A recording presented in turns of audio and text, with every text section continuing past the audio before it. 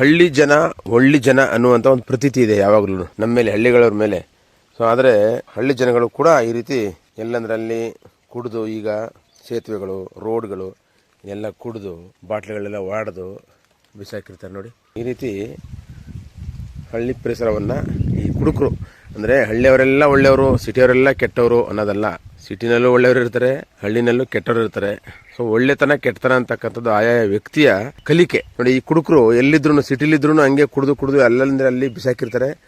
ಹಳ್ಳಿಲಿರೋ ಕುಡುಕರು ಇದೇ ಕೆಲಸ. ಇಲ್ಲಂದ್ರೆ ಅಲ್ಲಿ ಬಿಸಾಕೊಂಡು ಒಂದು ಸಾಮಾಜಿಕ ಪ್ರಜ್ಞೆ ಇಲ್ದೇನೆ, ಒಂದು ಪರಿಸರ ಕಾಳಜಿ ಇಲ್ದೇನೆ ಬಿಸಾಕೋದಿದೆಯಲ್ಲ, ಅದು ತಪ್ಪೋದು. ನೀವು ಕುಡಿಬೇಕಾ ಎಲ್ಲರೂ ಕೂತ್ಕೊಂಡು ಡೀಸೆಂಟಾಗಿ ಕುಡ್ಕೊಂಡು ಆ ಬಾಟ್ಲನ್ನ ಒಂದು ಡೀಸೆಂಟ್ ಆಗಿರೋ ಜಾಗದಲ್ಲಿ ಡಿಸ್ಪೋಸ್ ಮಾಡಬೇಕು.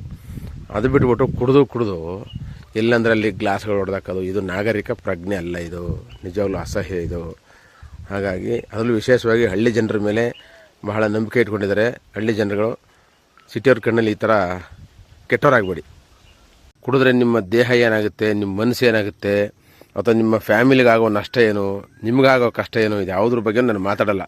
ನೀವು ಕುಡಿತೀರಾ, ಕುಡಿದು ಸಂತೋಷ ಪಡ್ತೀರಾ, ದುಃಖ ಪಡ್ತಿರೋ, ಹಾಳಾಗ್ತಿರೋ ಬೇರೆ ಪ್ರಶ್ನೆ. ಆದರೆ ಹೀಗೆಲ್ಲ ಬಂದು ಹಾದಿ ಬೀದಿಯಲ್ಲಿ ಕುಡಿದು ಈ ಥರ ಎಲ್ಲ ಬಾಟ್ಲಿಗಳನ್ನ ಇಟ್ಟು ಹೊರಟ್ರೆ ಇದನ್ನೆಲ್ಲ ಕ್ಲೀನ್ ಮಾಡೋರು ಯಾರು? ಬೀದಿಯಲ್ಲಿ ರೋಡಲ್ಲಿ ಕುಡಿದು ಈ ಥರ ಎಲ್ಲವನ್ನ ಅಲ್ಲಲ್ಲಿ ಎಸ್ದು ಹೋಗ್ತಿರಲ್ಲ ನೀವು, ಮೋಜು ಮಸ್ತಿ ಮಾಡಿ.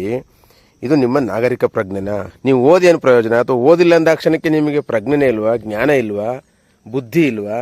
ಹೊಟ್ಟೆಗೆ ಅನ್ನತನ ತಿಂತೀರ ನೀವು ಅಲ್ವಾ? ಅಂದರೆ ಪ್ರಕೃತಿ ಮೇಲೆ ನಾವು ಇಂಥ ದೌರ್ಜನ್ಯ ಮಾಡಬಾರ್ದು. ಇದು ಬಹಳ ಕೆಟ್ಟ ಸಂದೇಶ ಕೊಡುತ್ತೆ. ನಾವು ಮನುಷ್ಯರು ಅಂತ ಅನಿಸ್ಕೊಳ್ಳಲ್ಲ ಅನ್ನುವಂಥ ಒಂದು ವಿವೇಚನೆ ಇಲ್ಲದೆ ಹೋದರೆ ಹೆಂಗೆ ಅಂತ ತೋ ಅಸಹ್ಯ ಆಗುತ್ತಪ್ಪ. ಈ ಕುಡುಕರ ಅವಳಿ ಹಳ್ಳಿಲಿರಲಿ ಸಿಟಿಲಿರಲಿ, ಕನಿಷ್ಠ ಬೇರೆಯವ್ರ ಜಮೀನು ಹತ್ರ ಹೋಗಿ ಕುಡಿಬಾರ್ದು, ಅಲ್ಲೆಲ್ಲ ಇಟ್ಟು ಬರಬಾರ್ದು ಹಿಂಗೆ ಅನ್ನೋ ಕಾಮನ್ ಸೆನ್ಸು ಇಲ್ಲದೆ ಹೋದರೆ ಹೆಂಗೆ ನಾವು ಮನುಷ್ಯರಾಗೋದು? ಈ ಪ್ರಕೃತಿ ಅಂತಕ್ಕಂಥದ್ದು ಕೇವಲ ಮನುಷ್ಯರಿಗೆ ಸೇರಿದ್ದ, ಎಲ್ಲ ಸಕಲ ಪ್ರಾಣಿಗಳಿಗೂ ಸೇರಿದ್ದಲ್ವ?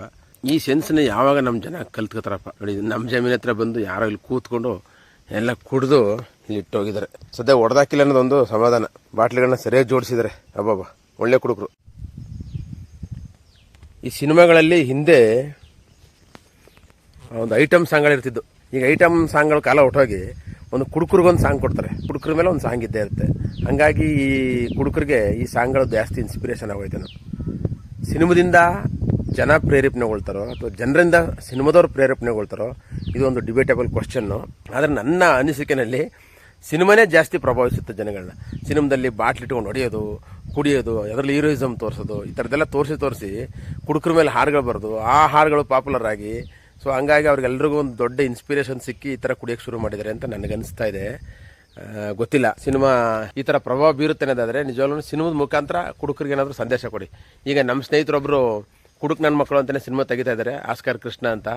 ಅದರಲ್ಲಿ ಮತ್ತೊಬ್ಬ ನಮ್ಮ ಸ್ನೇಹಿತರಂತ ನಮ್ಮ ಗೋಪಿಯವರು, ಮಿಮಿಕ್ರಿ ಗೋಪಿಯವರು ಮಾಡ್ತಿದ್ದಾರೆ. ಇವರೆಲ್ಲ ತಂಡ ಸೇರಿಕೊಂಡು ಒಂದು ಕುಡುಕ್ ನನ್ನ ಮಕ್ಕಳು ಅಂತಲೇ ಮಾಡ್ತಿದ್ದಾರೆ. ಸೊ ಈ ಕುಡುಕ್ ನನ್ನ ಮಕ್ಕಳ ಸಿನಿಮಾದಲ್ಲಿ ಸರ್ ನೀವೇನು ಸಂದೇಶ ಕೊಡೋಕೆ ಹೋಗಿದಾರೋ ಗೊತ್ತಿಲ್ಲ, ಈ ಥರದ ಸಂದೇಶ ಕೊಡಿ. ಕುಡಿತದಿಂದ ಅವ್ರಿಗಾಗ ಸಮಸ್ಯೆ ಏನಾದರೂ ಇರಲಿ, ಅವ್ರು ಕುಡ್ಕೊಂಡು ಸಾಯಲಿ. ಆದರೆ ಕುಡಿತದಿಂದ ಪರಿಸರಕ್ಕಾಗುವ ಸಮಸ್ಯೆ, ಸಮಾಜಕ್ಕಾಗುವ ಸಮಸ್ಯೆ, ಮಕ್ಕಳ ಮೇಲೆ ಬೀರುವಂಥ ದುಷ್ಪರಿಣಾಮಗಳನ್ನ ಕುರಿತು ಸಿನಿಮಾದಲ್ಲಿ ಒಂದು ಸಂದೇಶ ಕೊಡಿ. ತಮಾಷೆ ಮುಖಾಂತರ ಅಂತ ಕೇಳ್ಕೊತೀನಿ. ದಯಮಾಡಿ ಯಾರೂ ನಿಮ್ಮ ಚಟಗಳಿಗೋಸ್ಕರ ಪರಿಸರವನ್ನು ಹಾಳು ಮಾಡಬೇಡಿ, ಅಷ್ಟೇ ನಮ್ಮ ಕೋರಿಕೆ.